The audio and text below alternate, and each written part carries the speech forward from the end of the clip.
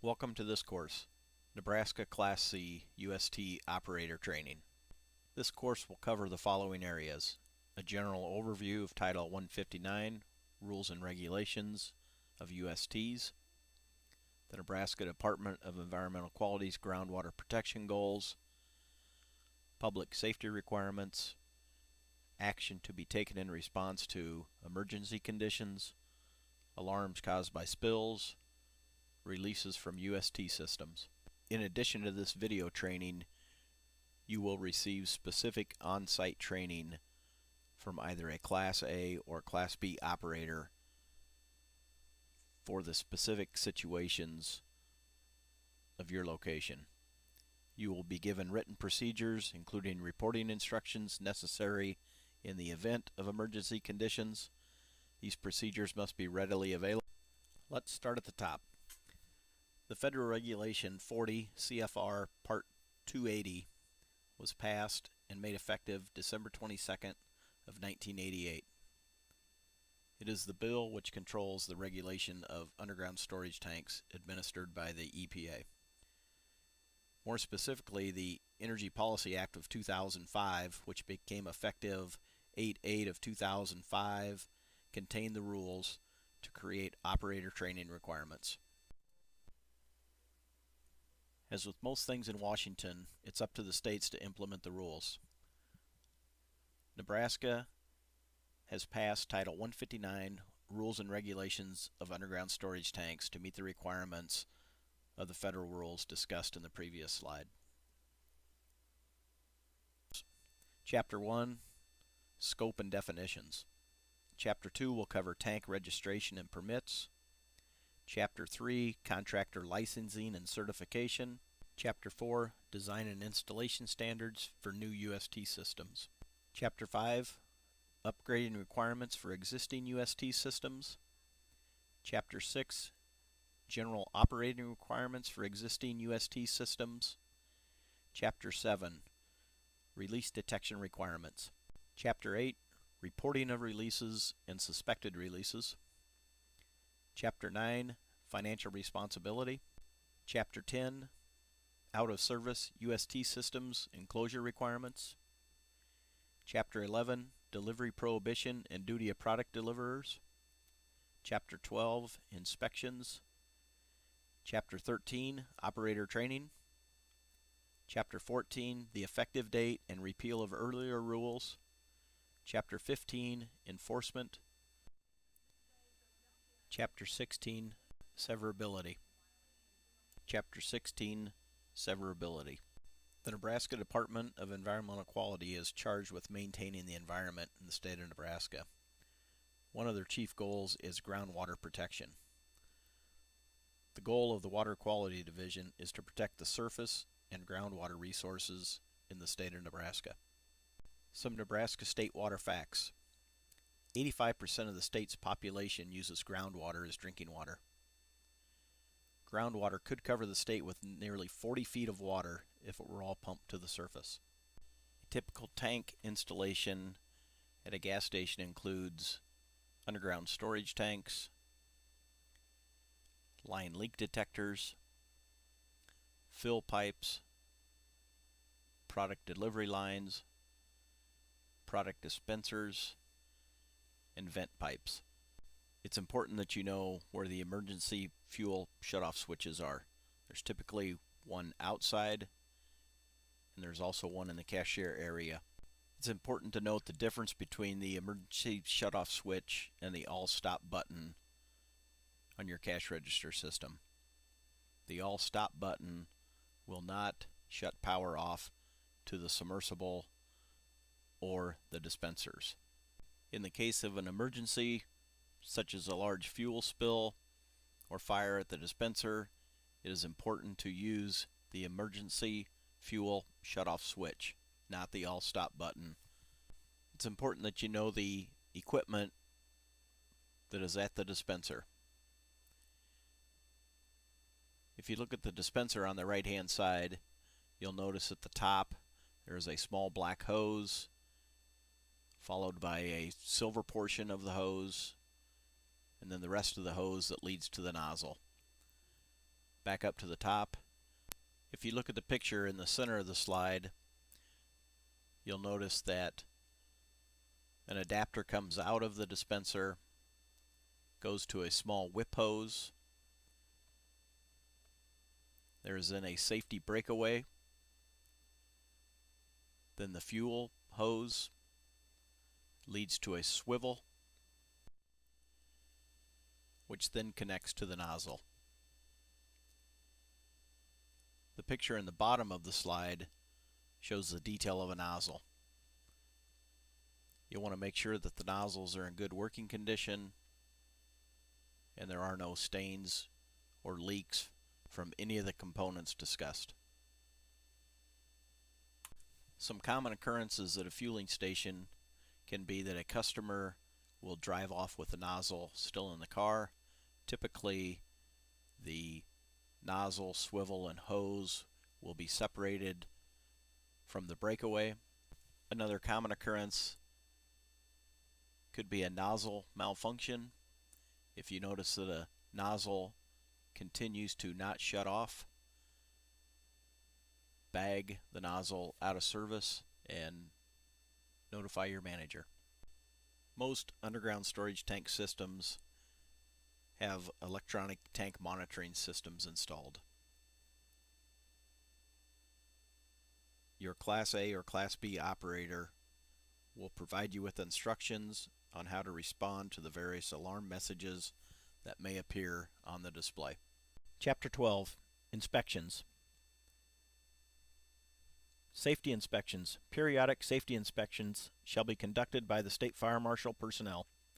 All tanks shall be subject to at least one inspection annually.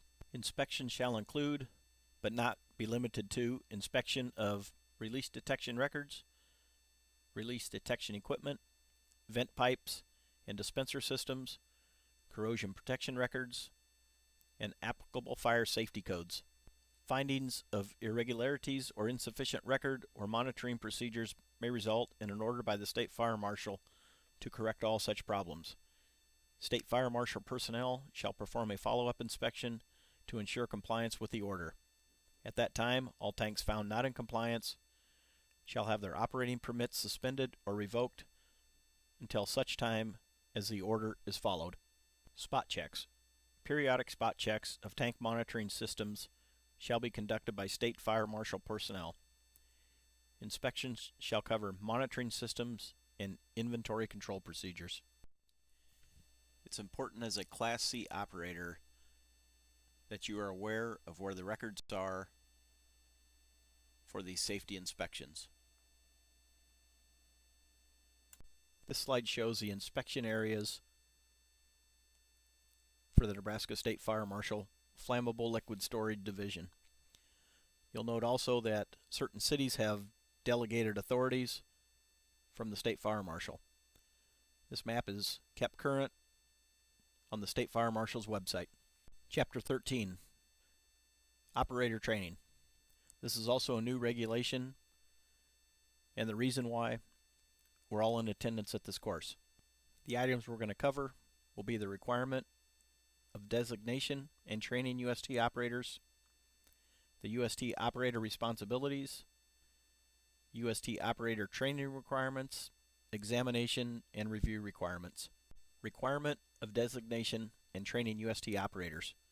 An owner or operator shall designate Class A, Class B, and Class C operators for each underground storage tank system or facility that has USTs regulated by the State Fire Marshal, except for unstaffed facilities for which only Class A and Class B operators shall be designated.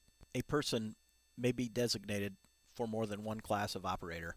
The Class C operator is an on-site employee who shall be responsible for controlling and monitoring the dispensing or sale of regulated substances and is the first to respond to events indicating emergency conditions. The Class C operator shall be present at the facility at all times during normal operating hours.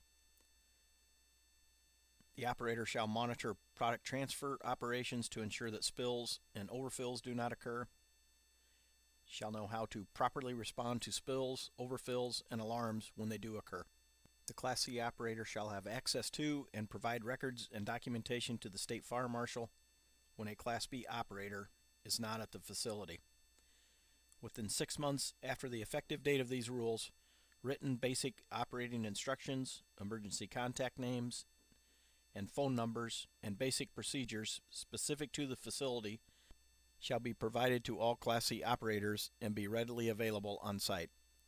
There may be more than one Class C operator at a facility, but not all employees of a facility need be Class C operators. If an employee is potentially at a location by themselves at any time, they will need to be trained as a Class C operator. At a minimum, the Class C operators must receive training that includes a general overview of the State Fire Marshal's UST program and purpose, NDEQ's groundwater protection goals, public safety requirements, and action to be taken in response to an emergency condition or alarms caused by spills or releases from a UST system. Training shall include written procedures for the Class C operator, including reporting instructions necessary in the event of emergency conditions. The written instructions and procedures must be readily available on site. A Class A or Class B operator may provide Class C training. Section 3 of the O&M for underground storage tank systems in Nebraska covers suspected or confirmed releases. You need to be fully prepared to respond to releases before they may occur.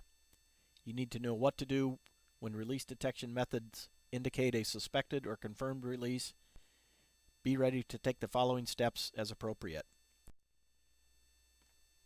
Stop the release, contain the release, call for help, report to authorities. Stopping the release. Take immediate action to prevent the release of more product. Turn off the power to the dispenser and bag the nozzle. Make sure you know where your emergency shutoff switch is located. Empty the tank if necessary without further contaminating the site. You may need the assistance of your supplier or distributor. It's important to note that your responsibility as a Class C operator is to contact your manager or the Class B operator on site. Contain the release. Contain, absorb, and clean up any surface spills or overfills. A cleanup kit may include some of the following items: containment booms, dikes, and pillows, absorbent material, mats or other material, spark-free flashlight, spark-free shovel, buckets, caution tape. If you're unable to contain the release, call for help. Contact your local fire or emergency response authority.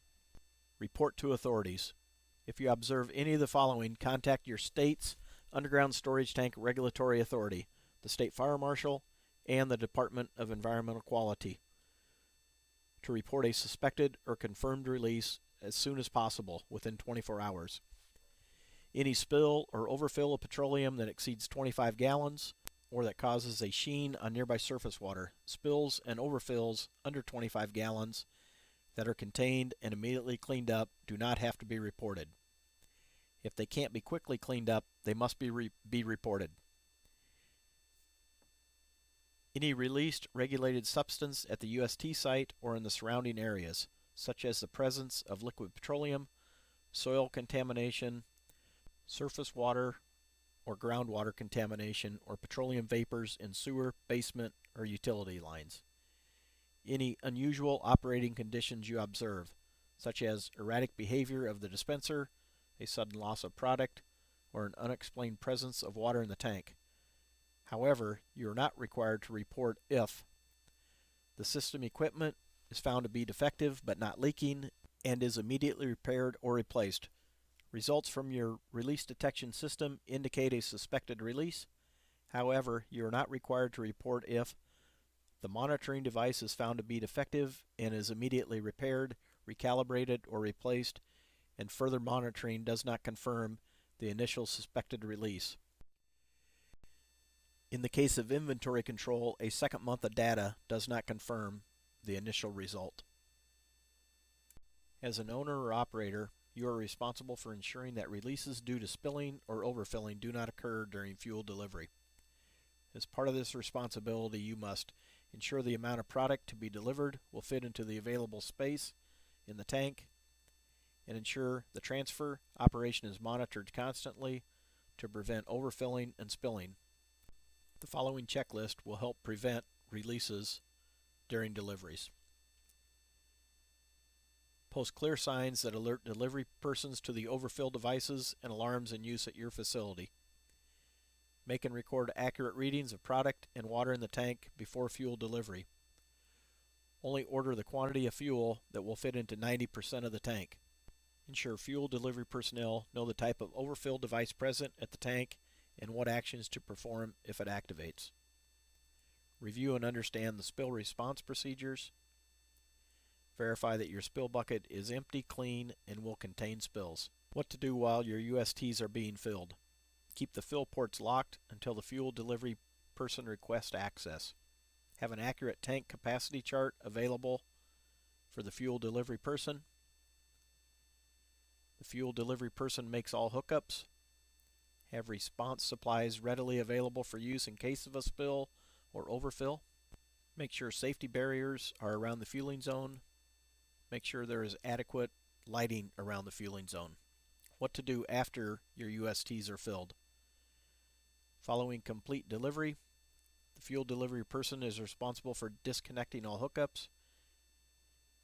Make and record accurate readings of product and water in the tank after delivery. Verify the amount of fuel received.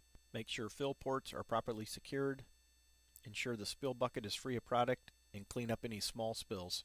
One of the responsibilities of the Class C employee is to know the location of the emergency spill and all response equipment and materials available at this facility and their use.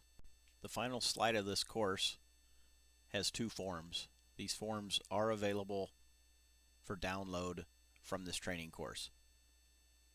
On the right hand side is the release response important contact information sheet. Make sure that is on site, you know where it is at, and that all appropriate lines have been filled in. The bottom portion of the form contains the important release response checklist. Stop the release, contain the release, call for help if necessary. Your facility's Class A or Class B operator will complete the Nebraska Class C UST operator facility specific checklist. Let's review the items on the checklist. You have been trained on the fueling system emergency shutoff switch. You have been trained on how to monitor fuel dispensing and delivery controls. You have been provided with written emergency response procedures for this facility and their posted location. You have been trained on the ATG or tank monitor and have been provided instructions on how to respond to the various alarm messages that may appear on the display. You know the location of the emergency spill and response equipment and the materials available at this facility and their use. You have been trained on the location and use of the following equipment: dispenser, hose, nozzle, breakaway coupling, emergency shutoff switch, ATG or tank monitor if applicable.